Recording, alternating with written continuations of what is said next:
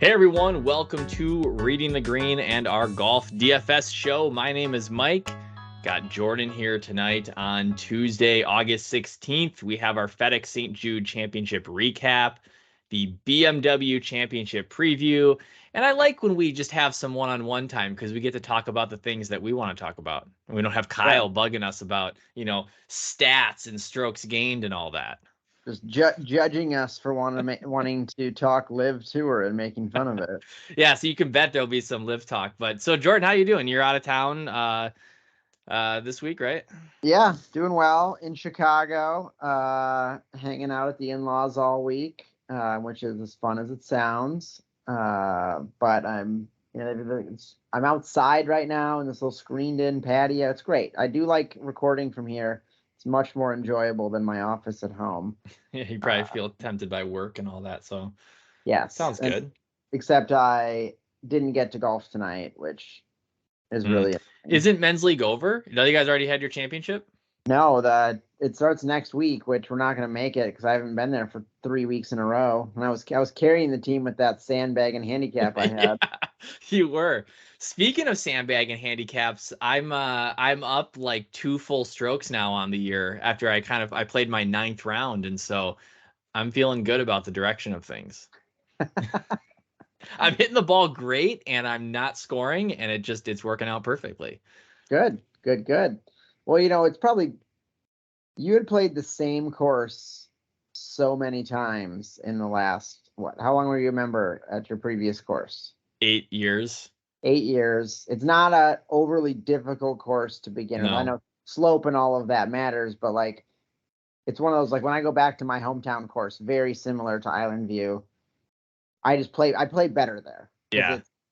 You're used to it. It's easier. Oh yeah, I played out there once this summer and I just stepped up. I think I birdied like 5 of the first 12. Like I was just making putts. I just knew the green, every single green. I just know exactly where I was going. And my new place, I think we talked about this. Like it's hard. Like figuring out the greens, and your spot is kind of like that too. Like these big undulating subtle greens, and it's like it's gonna take me years to be able to be on autopilot on these things. So it definitely shows up on the scorecard. Yep, for sure. So here we go. We get a couple of topics we don't normally get to start things off tonight. So it's been a while since we talked about our favorite golf accessory company, Swag Golf, and it's probably for a reason because it's been super quiet this summer since we went on like a huge run on products in the spring. But today was a big day. Do you feel like a new man, you're a Web3 bro now that you are an owner of some Swag NFTs? I never thought I would own one because they're so stupid. I will say it makes sense potentially makes sense in what they're doing, and that it gives you the opportunity to buy things or go to events or, just do things that you wouldn't be able to do without them. Right. If it was just a stupid skull picture that I bought for a bunch of money, not that much money, but more than you would buy a stupid skull picture for, I would have never done it. Yeah. But now, and I think they're going to go all in on it. So I think if you want any of the best stuff coming out in the next year, you have to have the skulls. It really helps that they had this brand and following and real life presence that they can use this project for access to, like you're saying, like the garbage scam NFT projects where it's like this nebulous video game that the or like a golf course that the NFT holders are going to own and operate, and then that never comes to fruition. At least this is a brand that already has a pretty solid following. So we'll see what happens. I don't know. It's just kind of fun to kind of go through the process and enter Web3dom. We now know what OpenSea is, and we know what minting is. I had no idea what any of these things were before the last couple of weeks. Yeah, we'll see how it pays off. So that's right. So Jordan and I are early adopters on the Swag NFT front, and hopefully that translates into some cool covers, because my collection is small and getting kind of boring. So hopefully I can freshen it up a bit. Well, Mike, it was always boring because your theme is pink. Pink and flowers, yeah. Yeah. You're right. I did put the king, the pink king on my bag, so that one has been kind of cool. But I agree, needs some sprucing up. Nice. So yeah, so that's what's been going on with Swag Golf. Haven't talked about it in a while, but hopefully this winter things pick up. So now I'll give you another topic, since again, because Kyle's not here, we can talk a little bit about Live. So when he listens back to this, he's gonna be, Really I'm sure we'll hear about it. But here you go. There's a whole bunch, like we've been texting about it. It's crazy. There's some of the things that happened today on Tuesday, the 16th, are just idiotic. But spin the wheel, pick a number 1 through 4, and I will give you a topic that we will discuss for a couple minutes. Lucky number 4. Lucky number 4. Okay, this is probably the least exciting. I was hoping you were going to pick 2 so we could talk about the Patrick Reed lawsuit. Let's do 4 really quick, and then we'll go to 2. So Cam Smith and Cam Young both rumored in the last week to be making the jump to Live, and obviously I think Cam Young ended up being a bunch of like poor journalism, but Cam Smith seems like a for sure thing. The events of the last several days have just been so weird, and now he withdraws right on Monday this week for a hip injury after the whole ruling thing, which I'm sure we'll get to. And I don't know. I mean, it's just nobody except for DJ has been able to do this the right way, if there even was a right way.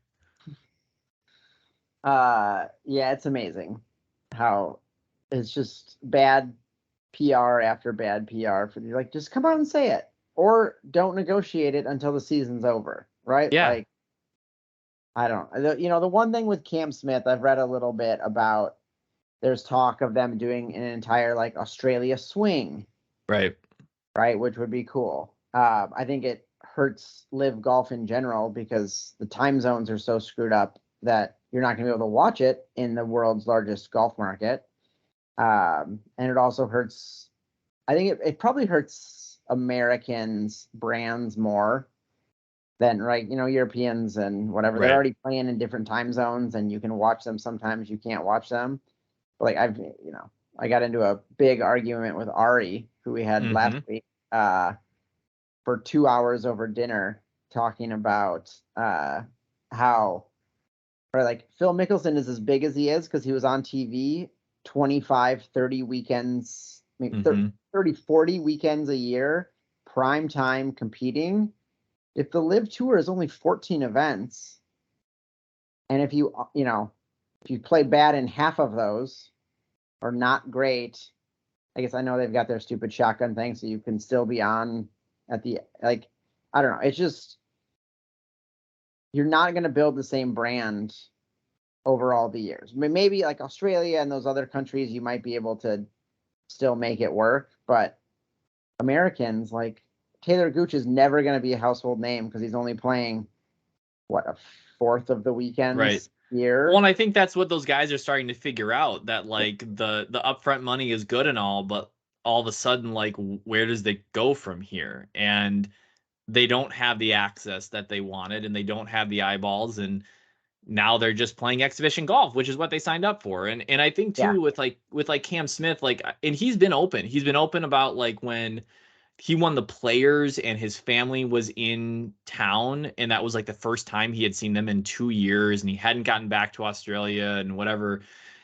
And he's maybe looking at this as like, this is my chance to just be with the people I want to be with more. That's all great, but when it comes to playing golf, it's not going to be the same, and don't expect it to be the same. Yeah. And that's what I think they're struggling with. How can you do a Tony Finau streak when you play once a month? Right? That's why Patrick Reed did it to hang out with his family and is now touring Asia. Which was always his dream, right? He said, that was always my dream, to play the Asian tour. But I mean, Cam, I know everyone's going to say like this is the first like big bummer. People really like him. I love his golf game. I love watching him play. But he's going to be another guy in line that's jumping to do this thing and can't possibly know what he's getting into, right? Patrick Reed, all of a sudden, like, he's just becoming like legal poster boy. Like, we'll switch to this, we'll switch to Yeah. bonus spin number 2, but is he just being like prodded by the Live leadership to say, look, you're gonna back every single crazy lawsuit we can think of, because this is how we're gonna chip away at this thing. Yeah. You And don't have to pay any of the legal fees. They'll cover Right. everything, but you got to attach your name, right? DJ never would have agreed to that, right? And some of Yeah, these other we're gonna get Justine. We're gonna get Justine to write the motion. The I consulted the RTG legal resources before we came on to just kind of float this, and it was like, well, this is all intentional. Like, Gibson Dunn, they're not bad lawyers. These are the best lawyers in the world that Liv is hiring, and even if what they're doing, like with Patrick Reed's defamation suit against Brandel Chambly, even if that has no chance of winning, it's all a part of this grand strategy to just use it as PR and marketing and chip away at like a 10-year legal battle. Yeah. Everyone knows it's dumb, but it's just, we're talking about it, and it is comedy. It is comedic gold. Like, it is a great read. Yep. Yeah. So, and like how the Patrick Reed picked out, yes, maybe Brandel Chambly has been the loudest person calling him a cheater, but everyone calls him a cheater. I know. Right? Well, and like, what's funny is, Brandel Chambly was the biggest Tiger critic forever, and he's swung around later in his career. Tiger didn't turn around and sue. Like, when's the last time a reporter has been sued for like criticizing an athlete? Like, that's never ever happened. Yes. I should say sued. Actually lost a lawsuit. The only time it happens is with politicians, and Right. they're all we won't go down that rabbit hole. No. Well, let's talk about the Fedex St Jude a little bit, because I have a couple of other topics I want to get your thoughts on. So, Cam, we'll continue on Cam Smith. So I know you said you saw a little bit about the ruling situation that he had, and there's like all kinds of weird stuff, right? So he was assessed a 2-stroke penalty for a bad drop 24 hours after it happened, before he started his round on Sunday. And he went from being in second or third place to dropping down to 12th or something like that. And it was a rule that he should know, and 99 times out of 100 would not break this rule. And that was, he was taking a drop from a hazard, and he dropped his ball back in the hazard and then hit his shot from there. It's like, when you're dropping from a hazard, you have to drop outside the hazard line. And But the ball, the thing that I don't get about, like, they call over rules officials for the stupidest things all the time. How does he not, like, should you just call a rules official every time? So For I this, think just that to make sure you're above board. I think that there is that's something that's different about golf, right? Is that the players, to some extent, police the referee, the game themselves, in that if rules officials were expected to oversee every nuance of every player's round, the rounds would take 8 hours each.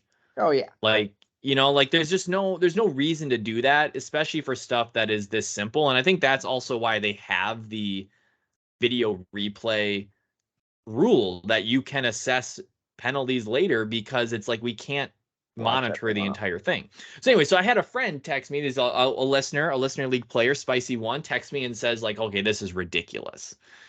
And I was just like, is it? And I said it was a penalty.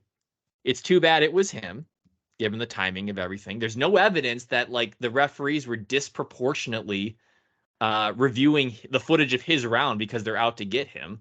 Yeah. And even if they were, why would they do that? Like, the PGA Tour, if the PGA Tour was caught like doing that, that would be terrible. But also, if they were caught not giving him a rule because of the live rulers, they'd be called weak. Like, there's no incentive to review Cam Smith's round. Like we said, players need to know the rules. They don't need to call a referee over every single time. That would kill the pace of play. And the reason they have the video replay is because players like Patrick Reed would get away and have gotten away with cheating their entire career if they didn't have that threat. And the very last thing I said was, what do we want this to be? Do we want this to be the NBA or the NFL where star players in critical moments get preferential treatment because it's better for the product? Yeah. Like, I don't like if this was Luke List out there, would people be complaining? Probably not. If it was JJ Spawn, probably not.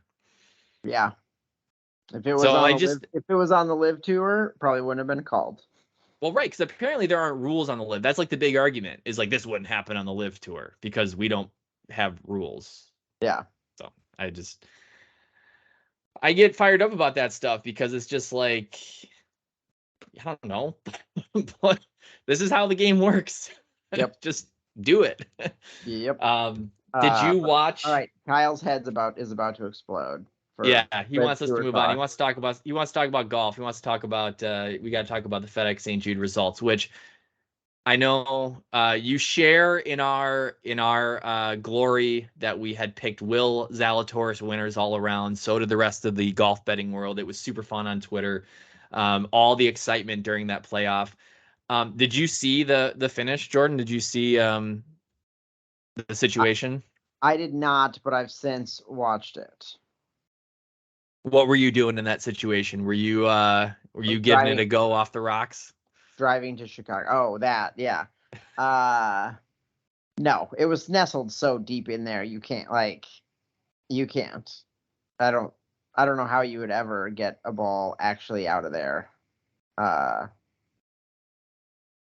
Yeah, and I think what I heard a little bit that, his new caddy, Zalatoris' new caddy had there was some gamesmanship. He basically was like, "Hey, I want you to be up there, and I want you to pretend like you're thinking about you're going to hit this shot." Oh, yeah. The Sepp still has to hit, and we're going to put a little bit of pressure on Sepp, thinking he's got to get this thing in close. He hits it in the bunker and all that, and then it's an easy decision to just walk back.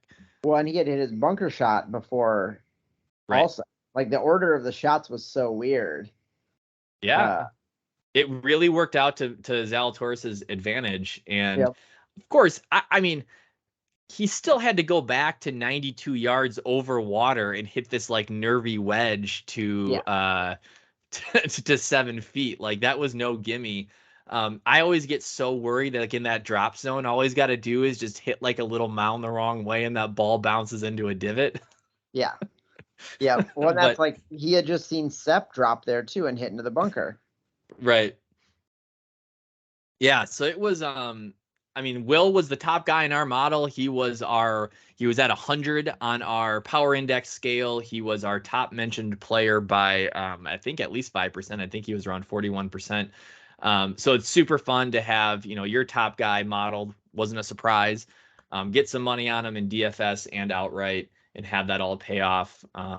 So it was, that was super fun. I know I had some landmines in the model on the DFS side. I had a little too much of Rory probably that ended up missing the cut on the number. I had my guy Tom Hoagie missing the cut on the number. So that kind of hurt on the DFS side, but all is made right getting a Will Z win. I have a question for you though, Jordan, on, watching this. This was super exciting. Unfortunately, it was because Zalatoris is playing Sepp Straka and no one seems to like Sepp, although he's a PGA Tour winner this year. Yeah. What and I've heard a ton of comparisons to well, this is what it would be like if this was, the NFL. And what is in 2 minutes, what is the PGA Tour? What could it do to make the playoffs feel, kind of have this type of energy, but just sort of baked into the format? Because I think we just got lucky. You know what would be really cool for this next tournament? If you do a cut every day, right? There's 70 people made it. Yep. So you lose 15, 15, 15. You're down to 35 left. They play Sunday, and then they play in the Tour Championship the following week also. Right, like do something just like. I think you're right that we need to get to a smaller number of players. Like 30 is even still too much at Eastlake, I think. Like it's too much to pay attention to. I've heard like, and this kind of is like what you're talking about. Like I've heard potentially like getting guys into a match play bracket at some point and having that sort of be like the final thing is just, and I know there's weirdness with that because it's about who you play and when you play them. Yeah. But it is hard to it's hard to think that like every guy in the PGA Tour, top 125 players, has a chance to win the Tour Championship, pretty much regardless of how they played throughout the course of the year. Yeah. Well, I mean, they had to play good enough to be in the 125. Right, and there are plenty more players that actually have Tour cards, so it's not, but it's a higher percentage. People make the equivalence to sports leagues. Like in other leagues, roughly 40 to 50% of the teams make the postseason. It's much higher in golf. Yeah. Yeah. But I like your idea of cutting more players. Or you could do it. You could do like teams for the playoffs and do shotgun starts. Oh, I hadn't thought of that. That's interesting. I was making fun of the live tour. I know. I'm just joking. Okay, you had me there, I got Mike. that. You had me. I got that. Anyway, something to think about. I hope in this big summit that they're having in Wilmington right now, they're figuring this out. They're figuring out what the postseason is going to be. I mean, I was buzzing with the finish here, but the problem was it was Sepp Straka. Like, and if Sepp Straka had beat Zalatoris, Sepp Straka would have been like the number 2 seed then, the rest of the way. So, which I guess, you win 2 events. This is the thing. This is what I don't think people realize. How many players on the PGA Tour do you think have more than 1 win this year? 3. I think it's actually 9. But wait, 9 players have 2 wins or more? Yeah, 8 or 9.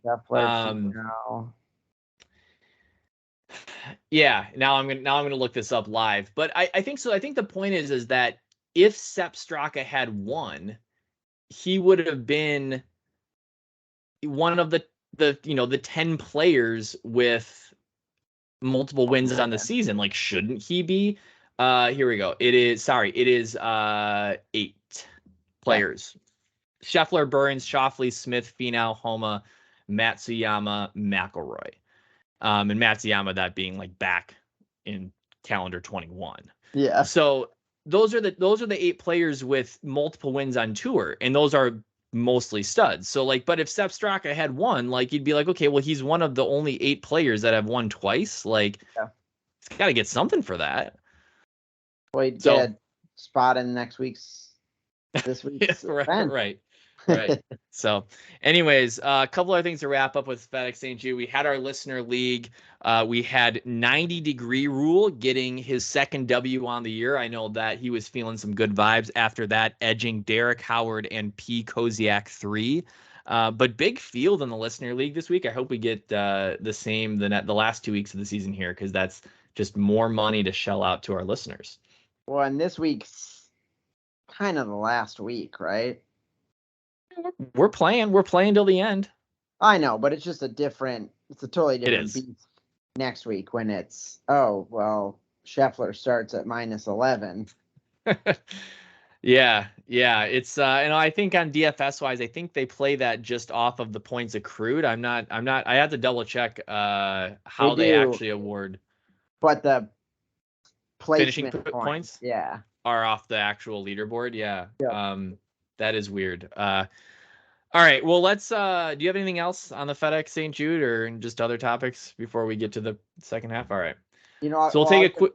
I'll give Ari a shout out for calling out Thagala. I was top 10. He was in it.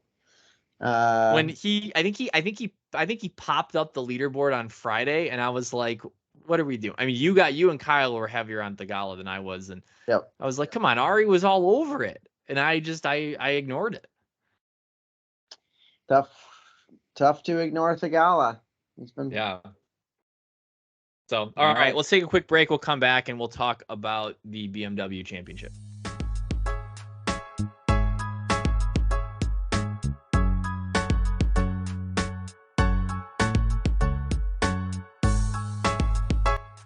Hey everyone, welcome back. We have the second half of the show, the BMW Championship preview. But first, you can play DraftKings Golf DFS with Reading the Green every week. We have our listener league. Fairly low stakes to get in, but super fun. Win real money out of our pockets. Meet some of our listeners. Look for a link to that on our Twitter feed sometime on Wednesday before the tournament. All right, BMW Championship. This is the second stage of the FedEx Cup playoffs. It rotates the course location. So last year was at Caves Valley. This year moving to Wilmington Country Club in Wilmington, Delaware. This is the first time that Wilmington Country Club has hosted a PGA Tour event. It's also the first time the PGA Tour has played in Delaware. So there's lots of jokes being made about that, all these players being undefeated in the state of Delaware. It also makes it really tough to handicap because there is no course history. So there's a lot of speculation on what's going to be valuable at this course, but really we don't actually know because no one has really played here. Patrick Cantlay did win. Yeah, go ahead. Hold on. Before we move on too far past Delaware, how many golf courses are there in the tiny state of Delaware? Ooh, great point. I'm going to guess 83. Less than 50. That's actually surprising. Yeah, I mean, it's just so small. That's what the Golf Now is telling me. But did you know at one of them, Joe Biden has the course record of 27 under? Come on, what is this, North Korea? Kim Jong-il played there together. Because he's from Delaware, right? That's Joe Biden. He is from Delaware, yes. Yeah. Okay. Yeah. That stuff never gets old. See, look, even Joe Biden has course records. It's not just Donald Trump. Yes.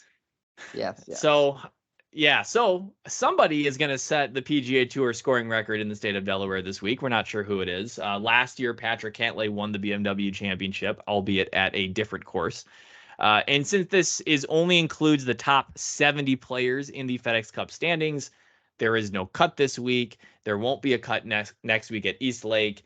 And so we just get a little bit of weird. We haven't done this in a while. We haven't done a no cut event in a while. So we do get a little bit of weirdness. Before we get to the model, the two call outs I'll have kind of generally from a betting standpoint is one, we're seeing a lot of emphasis on bombers, driving distance and driving accuracy. Patrick Cantlay was pretty clear today in his press conference that hitting the ball a long way off the tee is going to be a significant advantage at this golf course. Actually, pretty similar last year at Caves Valley.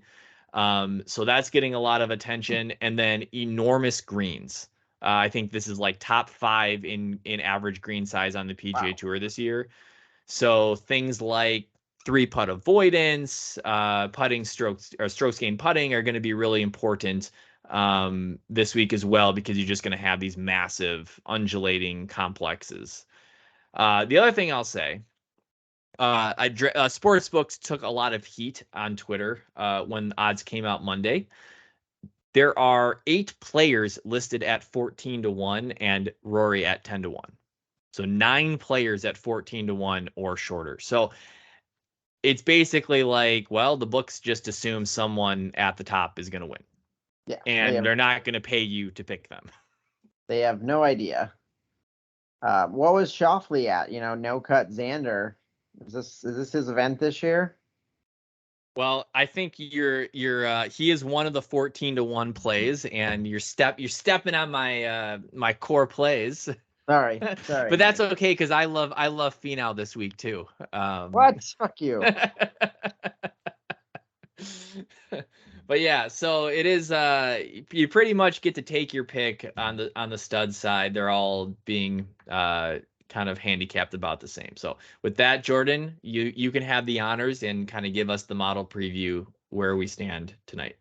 Okay. Do I need to talk in an Iowan accent like Kyle does?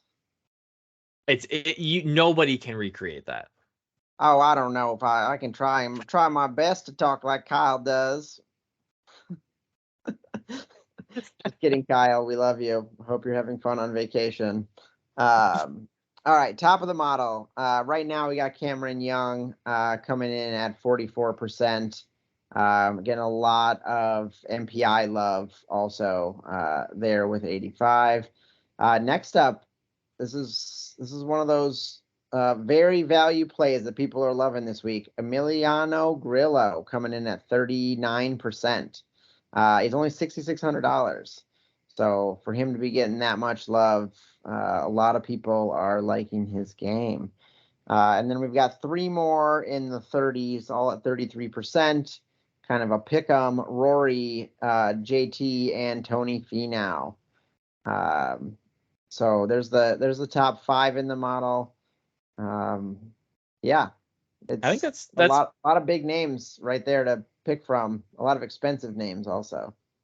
Yeah, I think you're gonna see I think this is back to like this is gonna be a big studs and duds week. You pick your one or two studs that you wanna, hitch your wagon to, and then go and feast on the soft pricing in the 7K and even 6K range. So I don't know. I mean, you can even go a little bit further down our model and you'd find Rom and Taylor Pendrith and Mito. So like it's gonna be, I think you're gonna see a lot of plays in the 10K and a lot of plays in the 7K, which I think leaves someone like Cameron Young like kind of an interesting spot. I don't know quite how chalky he's gonna be, but I think anybody that's in that sub 9K range could be seen as a pivot just because there's so much emphasis on the 9K and up. So what do you like, Jordan? You're asking me about Xander, but who else might you look at this week? I'm keeping my wagon hitched to the Finau train. Get another great showing. This course might actually set up better for him if it is bombers. Mm-hmm. And I mean, he even I think the first day he even hit his driver terribly, and he was still able to scramble out of the rough and put up a good score. He still So finished T5 last week. Like, let's not forget that he's the yeah, best player in the world right now, and he played great last week and wasn't even on TV. yes, and you can get him for $800 less than Rory. Mm-hmm. So I'm going to be all in on Finau again.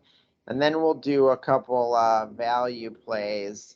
So Cameron Davis, 7,600, get 96 MPI, getting all the right love this week. So I'm going to have a lot of him.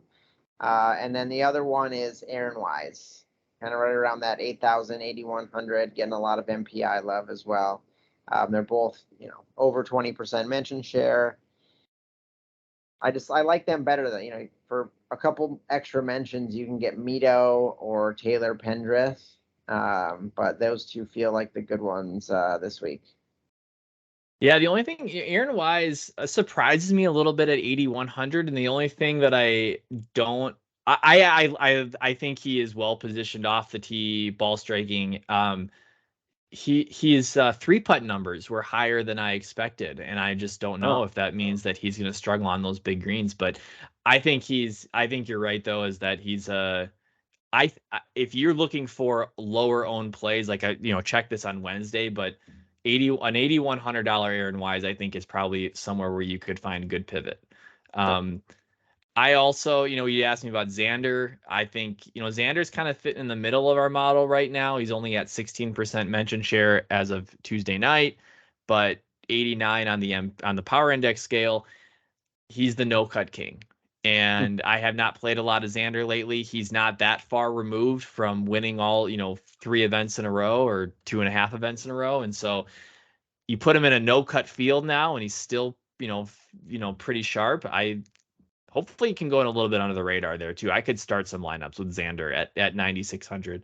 I do like Mito this week. I even like Mito on the betting card side, and I think he was pretty long, maybe 70-1, I think. So I like Mito at 7,100. I feel like that's a good price. And then Taylor Pendrith too, hits the ball a long way off the tee. Not a great putter, but not terrible. And so I think both of those guys from a value standpoint. I don't know how I feel about John Rahm. I feel like a bit like all he needs to, like, he again, another top 5 last week, like Finau, not even on TV. Yeah. I could see John Rahm going and winning this event by 3 or 4 strokes, but not a guy that I've played a ton of DFS lately. So I gotta do my research there on John Rahm, because it's gonna take me a little bit to get more comfortable with that. Yeah. He seems to be playing better. He Right? was the Like best player on the weekend, I think, at the one of the best players on the weekend at the FedEx. So it certainly has the form, very recent form. What about tiers? Is there a tier that maybe sticks out to you that might be either easy or tough to figure out? Yes. What were we talking about here? Tier 3. Lot of firepower in tier 3. And a lot of guys playing good golf. We don't even know if we have the whole list here, but they're all getting some love in our model. Also, Finau, Morikawa, Fitzpatrick, M, Burns, like they've all been great this year Yeah, at one point or another. A major winner, Burns, Finau, multiple wins. Morikawa's like, it's just going to be I actually kind of like this tier because it's not going to be 75% for one player. that's a great point. You actually need to pick the person that is going to do well versus, I won money in my tiers last week and I had Rory who missed the cut, but so did 80% of the other people, which is then easy in a cash lineup Model would say to go Finau here, but I like the guy that jumps out that I really like is Sung Jae, and I know that he's not doing much in our model at this point, but see how that plays out over the next 24 hours. But he's been so good, so consistent lately. Wondering if potentially we could get a bit of a pivot there. But Finau would be the guy in tier 3, I guess, model wise at this point. Yeah. The other one that like Fitzpatrick, I didn't bet it. I had 0 Fitzpatrick last week. Mm-hmm. And then weird. What, top 5? Yeah. Yeah. Yeah, that 5th place, that T5 group was like was a crazy group. Yeah. Guys that a lot of studs, and then no one was really even shown on the broadcast. Yes, I just pulled up Rahm, Morikawa, Adam Scott, Finau, Fitzpatrick, and then Putnam and Mullinax. Yeah. Yeah, crazy. Crazy to have that group there and be fairly irrelevant. So speaking of some of those guys, though, I mean, Adam Scott actually is the guy, Jordan, that carried you to the name game win at the Fedex St Jude. If you remember, have I lost one of these that we've played yet? I don't know. I mean, maybe I came in second one time. So the standings are, we've done this for 6 weeks. You have 4 wins. I have 1 and Kyle has 1. And I honestly, I don't know what to say. And I didn't play in one of those weeks. Right. And so we're making up the games. Kyle and I are the ones that lose all the time. And so we're the ones making up the games and we still can't win. So I don't know what's going on here. You had Adam Scott and Mavic McNeely. Both of your guys made the cut. Remember, this was guys with 2 first names, guys with 2 last names. And so Kyle and I weren't quite as fortunate, but so good job again. We're going to figure out what your reward's going to be at the end of this. So I got a new game for us this week, a new name game installment. This week is the BMW Championship. So you are going to get to pick a trio of players, cumulative DK points that fit the BMW monogram. So here are your trios. There's some stretches here as you can expect. And there's only 70 players in the field. You can choose Burns, Moore, and Wise. That's Sam Burns, Taylor Moore, Aaron Wise. You can choose Bradley, Merritt, and Will. Keegan Bradley, Troy Merritt, Will Zalatoris. Or Bezadenhout, McElroy, Wyndham, Clark. There's no stretches there. I like the first name. Right? There weren't enough guys with W last names. What was the last one? Bezadenhout, McElroy, and Wyndham Clark. Oof. And Kyle just gets whoever we don't pick. That is right. Burns, Moore, Wise, Bradley, Merritt, Will, Zalatoris, Bezaden, Hope, McElroy, Wyndham Clark. Kind of one stud and then two others. I mean, my first thought was Burns more Wise. Keegan's been playing well though, and you get Will, who's on fire, but probably how many first-time winners come back and play well the next week? That would be an interesting, right? Like it's different if you like your first time ever winning, especially how many close calls he had. I bet he partied pretty hard Sunday night. I think his fiance, as far as I could tell on Instagram, his fiance was expecting him home on Friday night, so he probably, zipped out of there Sunday and had to get home. Huh? Do you follow his wife on Instagram, Mike? No, but there was a meme today about how she asked him on Thursday or Wednesday night. She said, "Well, if you don't make the weekend, what are your plans? Are you coming home?"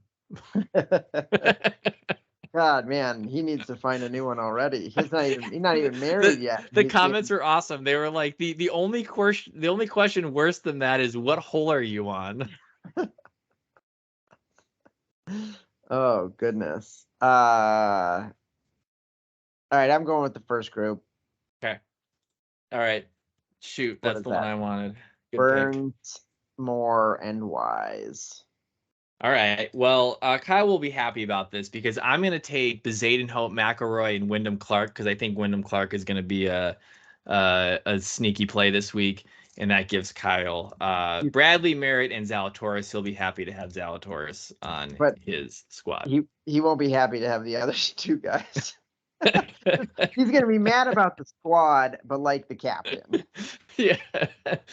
All right. Well, I had one more topic, and I know this isn't really your jam, but this was my thought, and I haven't seen this on Twitter, but this is around kind of outright betting on the BMW Championship. Obviously, we're down to 70. We're down to 70 players. I said there were 8 players at 14-1. It also meant that, well, at the time that I had prepped the notes, that there were 5 players at 200-1 or longer, which I think is about a dozen players that have a win on the season. So out of a group of 70 players, 5 of them have a win on the season, and they're 200-1 or longer. And at the time, that was Hoagie, who has now come down to 180. But Hoagie, Spawn, Reevy, Straka, and Luke List. And so I kind of think like it's worth a flyer on 1 or 2 of those guys just because of the win equity and the experience to say in a field of 70, the fields that those guys beat weren't as good. Yeah. But at 200-1 for a guy that's won on tour in the last 12 months ain't a bad number. Nope. So we'll see. Worth a dart throw. Yeah, we'll see. Since you're in Illinois, I might have to ping you on that. We'll have to think about it a little bit.